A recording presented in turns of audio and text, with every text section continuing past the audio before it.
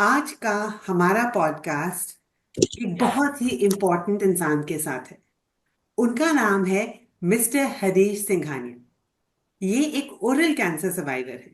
ये मैंने क्यों कहा कि वो बहुत इम्पोर्टेंट इंसान है, क्योंकि ही इज इंस्ट्रूमेंटल हमारे ओरल कैंसर सपोर्ट ग्रुप को स्टार्ट करने के लिए। इनकी इनिशिएटिव और इनकी कोशिश से हमने एक oral cancer support group start किया हुआ है। यहाँ पे चीक, हेड, नेक, जॉ, टंग के सारे पेशेंट्स और सर्वाइवर्स हैं। अगर आप या आपका कोई फैमिली मेंबर या आपका कोई फ्रेंड ओरल कैंसर ट्रीटमेंट से गुजर रहा है, तो आपको पता है ये बहुत लोनली और मुश्किल है। प्लीज आप हमें मेल भेजिए happinessaftercancer@gmail.com पे, और हम आपको इस सपोर्ट ग्रुप में इंक्लूड करेंगे। हेलो हरीश जी।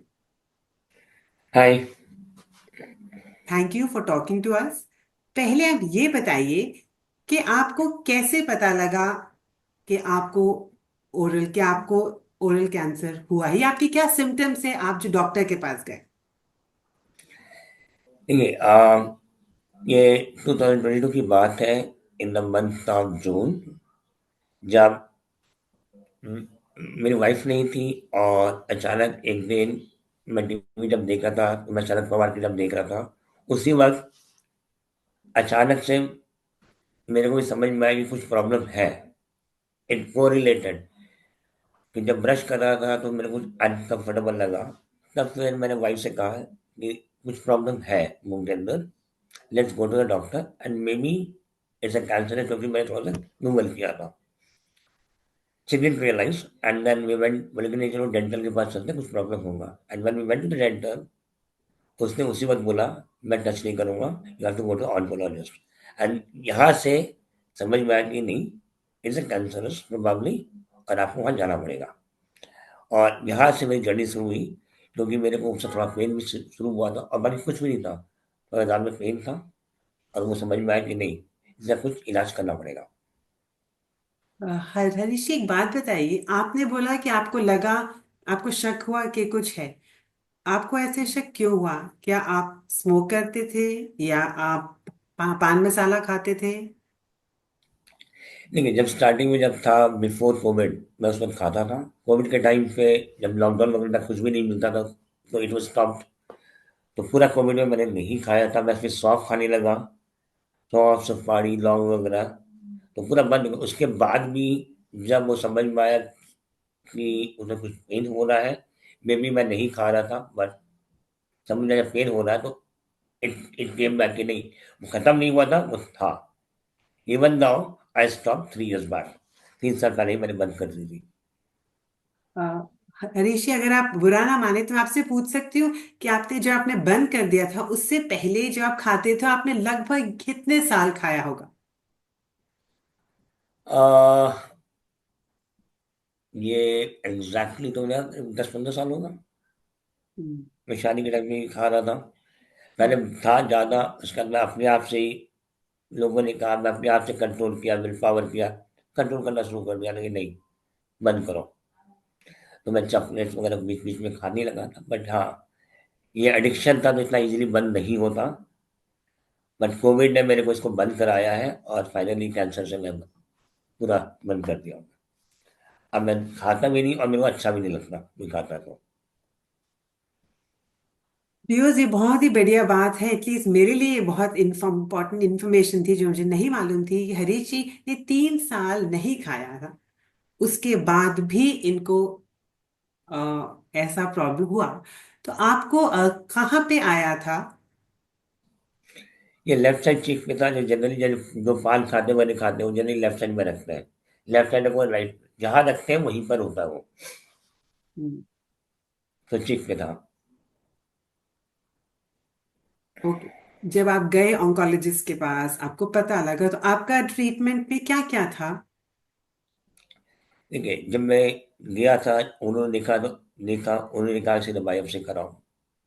उस वक्त कुछ समझ में नहीं आया था। And just wanted to let you know, उस दिन, जिस दिन मैं डॉक्टर के पास गया था, मैं कोविड में था। उसके बाद भी मैंने मेडिसिन खा के गया कि इसको इग्नोर नहीं कर सकते। इसकी ट्रीटमेंट ज़्यादा ज़रूरी है। गए, ठीक है, बायोप्सी हुई, उन्होंने कहा, मैं शॉक में ज़रूर था, बट मेरी वाइफ, मेरी बेटी ने मेरे को साथ दिया। उन्होंने मेरे को फ़ोर्स किया कि नहीं, आपको स्टेप आगे लेना पड़ेगा। तो वहाँ से भी जर्नी शुरू हुई और सीधा डॉक्टर ने कहा कि अब एमआरआई करा लो, पेट कराओ, करा दिया। पेट में आज तक ये ज़्यादा फैला नहीं था, एक ही जगह था, दैट इज़ सिर्फ यहाँ पे। वो एक मेरा लकी पॉइंट था और फिर हमने सर्जरी कराई और सर्जरी में भी उतना ही आया। तब दिस इज़ वेयर, क्योंकि टाइमली डिटेक्ट हुआ, आपने इलाज कराया, तो सर्जरी करा के 10 दिन में वापस घर। और फिर जो इनका नॉर्मल प्रोसेस है, रेडिएशन का रेडिएशन कराया and then you are done. No chemo, क्योंकि फैला नहीं था। प्रोएक्टिवली अब मेरे को सिम्पटम्स मिले, मैंने दिखाया, टाइमली ट्रीटमेंट से ये बेनिफिट मिला। यही अगर मैं लेट करता तो शायद चीज़ें खराब हो सकती थी। आप ये बताएंगे हरीश जी कि आपको सारे ट्रीटमेंट में सारा ही ट्रीटमेंट ओरल कैंसर का बहुत मुश्किल है, बहुत कठिन है, पर सबसे चैलेंजिंग एस्पेक्ट क्या था? देखिए, इसके अंदर में पूरी अगर जर्नी गिनती करूँ शुरू से आज तक में, अभी तक में ट्रीटमेंट के साथ में, मेरे डॉक्टर ने सबसे पहले वो है कि आपको कुछ भी नहीं होगा, यू आर बैक। क्योंकि मैं ऑफिस में बोलता हूँ तो मेरे को उसका टेंशन था, उन्होंने कहा कुछ भी नहीं है, यू विल बैक। वो मेरे को कॉन्फिडेंस मिला, सर्जरी करा लिया, I was able to talk everything, बहुत ईजी रहा। कॉन्फिडेंस दिया डॉक्टर ने, एक्सरसाइज वगैरह किया। उसके बाद जब रेडिएशन की बात आई तो मैंने डॉक्टर विनीता के पास गया था, फोर्टिस में, और भी लोगों के पास गया था। बट जो मैंने डॉक्टर विनीता से मिला, that was a kind of family confidence I guess. हमने उनसे ट्रीटमेंट कराया। उन्होंने शुरू में, जनरली डॉक्टर शुरू में बोलते हैं कि ये चीज़ें होंगी, they try to give you precautions. Most हर इंसान का अलग अलग चीज़ें होती हैं। तो उन्होंने कहा कि ठीक है, थोड़ा टफ टाइम रहेगा 1 महीने का।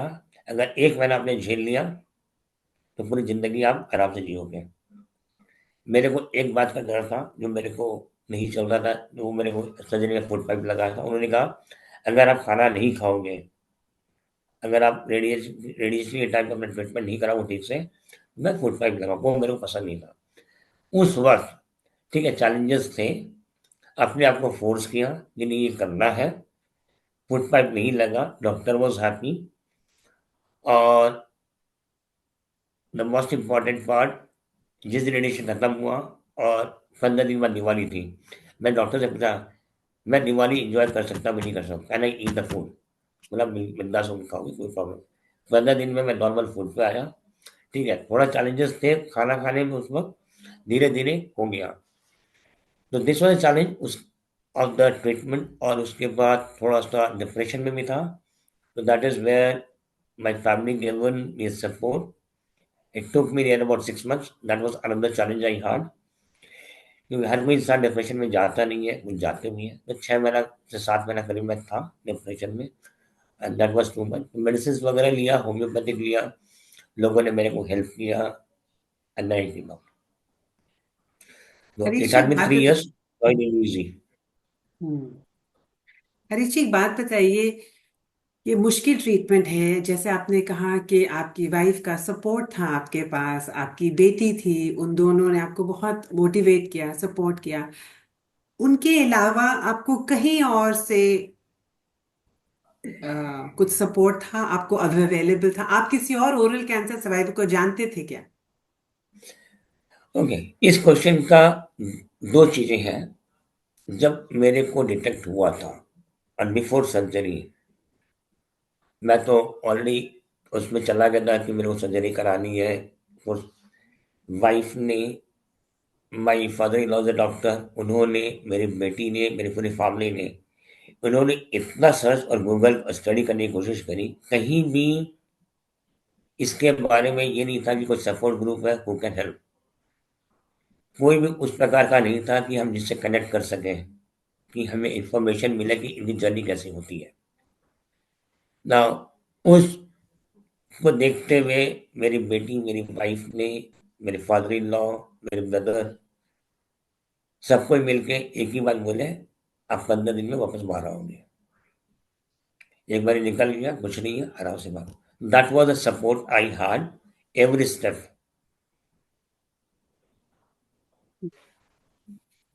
हरीश जी, एक बात बताइए, आपको तो इनका सपोर्ट था, बट जब आपको सपोर्ट नहीं मिला तो आपको फिर क्यों लगा कि हमें एक ओरल कैंसर सपोर्ट ग्रुप होना चाहिए? आपको क्यों लगता है इसकी जरूरत है?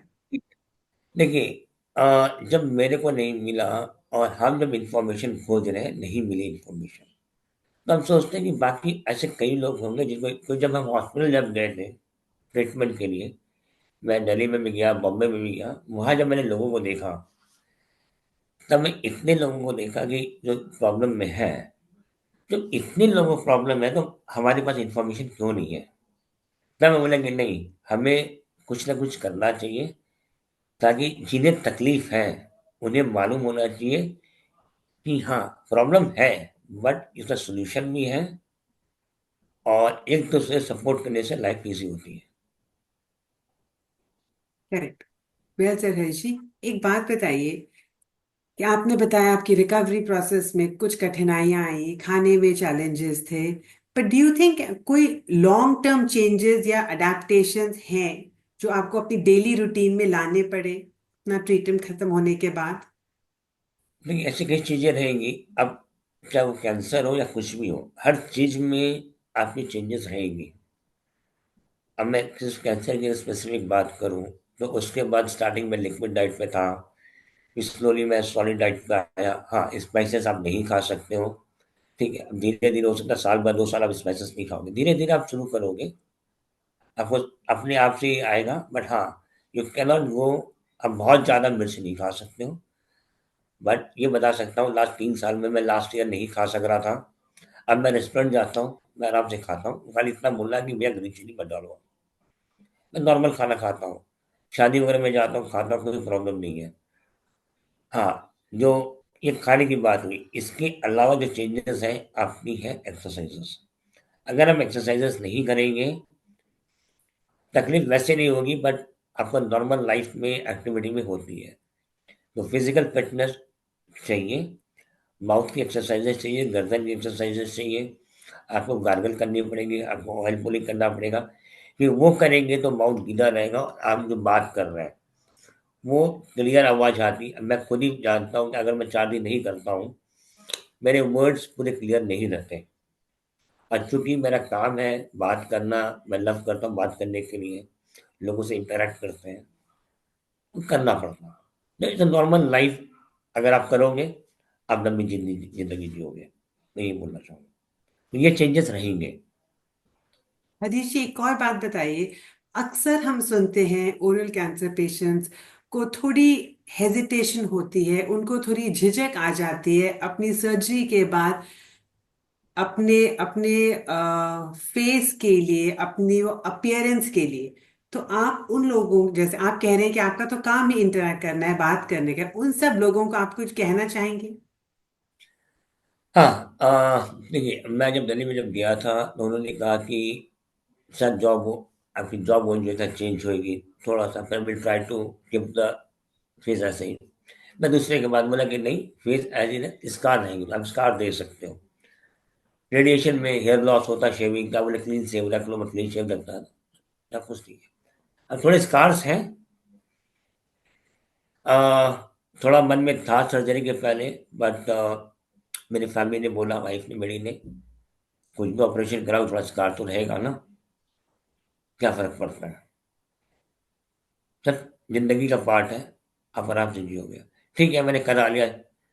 सबसे बड़ी बात है, मैंने जब अगस्त में कराया था, रेडिएशन खत्म हो गया था, मेरे हेयर लॉस हो गए थे, साइड के एक साइड के हेयर आते थे, मैं क्लीन शेव भी करता था, मैं ट्रिमर यूज करता था, नॉट इरेजर। और मेरी नवंबर में एक बिजनेस मीटिंग थी ऑफिस में। उस मीटिंग में जो लोग आए थे, वो आए थे यूके और फ्रांस से। मैं उनसे खाली फोन पे इंटरेक्शन किया था, जस्ट सर्जरी के बाद मैंने काम स्टार्ट किया था। जब मैं उनके पास गया था, जब मीटिंग रूम में जब एंटर किया, उन्होंने सिर्फ एक बात पूछा, आप कैसे हो, look to be very good, और कुछ भी नहीं। वो एक पॉइंट था जहां मेरे को लगा कि नहीं, मैं अगर ये सोच रहा था कि मेरा चेहरा सही हुआ, कुछ नहीं होता, कोई कुछ नहीं बोलता। हमारे मन में रहता कि लोग ये सोचे किसी को कुछ नहीं है, मैं ये बोल सकता हूँ, किसी को कुछ नहीं है। बहुत बढ़िया उसके बात बाद मैं बोली। कई कई जगह गया, कुछ भी नहीं, शादी वगैरह में जाते कोई भी कुछ नहीं करता, कोई कुछ नहीं बोलता। ये हरीश जी ने बहुत ही बढ़िया बात बोली है। मैं खुद भी ये कहना चाहूंगी कि जो सोच कैंसर पेशेंट, कैंसर वॉरियर्स अक्सर ये सोचते हैं हमारे बारे में लोग क्या सोचेंगे। द ट्रुथ इज कोई किसी के बारे में कुछ भी नहीं सोचता, सिर्फ हम सोचते हैं कि लोग हमारे बारे में सोच रहे हैं, बट ऐसा होता ही नहीं। जी, बिल्कुल। हरीश जी, आप कुछ मैसेज देना चाहेंगे व्यूअर्स को about oral health can and cancer prevention, क्योंकि आप इस जर्नी से गुजर चुके हैं, आपको पता है यहाँ कितनी तकलीफ होती है। आप कुछ बोलना चाहोगे? मैं तो ये बोलूँगा कि ट्राई टू अवॉइड टोबैको। हम मूवी देखने जाते हैं, मूवी में कितने मैसेजेस आते हैं। मैं स्टार्टिंग में वो मैसेज देखा था सर्जरी के बाद, मैं उस वक्त हॉल में रोया भी हूँ, मैं हॉल से बाहर भी आया हूँ। तो मैं ये बोलूँगा कि ट्राई टू अवॉइड दैट। मैंने इंसिडेंट बता सकता हूँ, एक दो बार मेरे को प्लेन में भी लोग मिले, वो खा रहे थे, मैंने उनको बोला क्यों खाना है, और कुछ खा लो, मैं आपके सामने बगल में बैठा हूँ। आई ट्राई टू, सबकी अपनी अपनी सोच होती है, बट यही बोलूँगा कि बंद करो, अवॉइड करो। क्योंकि आप 10 लाख खर्चा करोगे, आपको 20 का खर्चा होगा उसके बाद। तो वो 10 से आप और कुछ करो, चॉकलेट खाओ और कुछ खाओ, that is going to help you out. तो फिनेंशियली भी बेनिफिट मिलता है, ये बोलूँगा, अगर आप छोड़ोगे तो फिनेंशियली आप ही को बेनिफिट है। तो सारे बेनिफिट आप ही के लिए हैं, कोई दूसरा लेके नहीं जाएगा।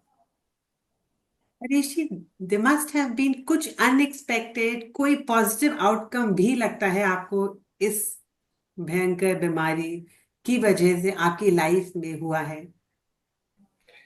तो पॉजिटिव आउटकम में दो तीन चीज़ें हैं। जैसे कोविड ने हमें हमारे फैमिली के थोड़ा करीब लेके आया, और चूंकि ये near about for the end of Covid में था, तो दैट कंटिन्यू, और मैं अपने फैमिली से ज़्यादा क्लोज हो गया। अब मैं उनके साथ टाइम देता हूँ ज़्यादा, उनको उनके साथ रखता हूँ,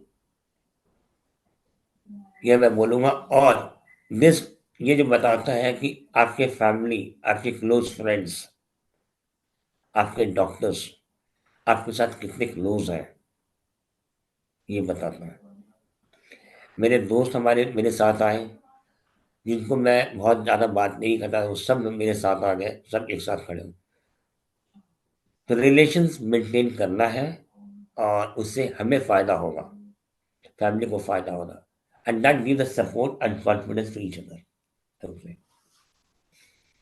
हरीश जी, अगर कोई आपकी बातें सुन रहा है, जो कोई भी, कोई मैसेज है जो आप देना चाहोगे उन लोगों को who have been diagnosed with tongue, cheek, any kind of oral cancer?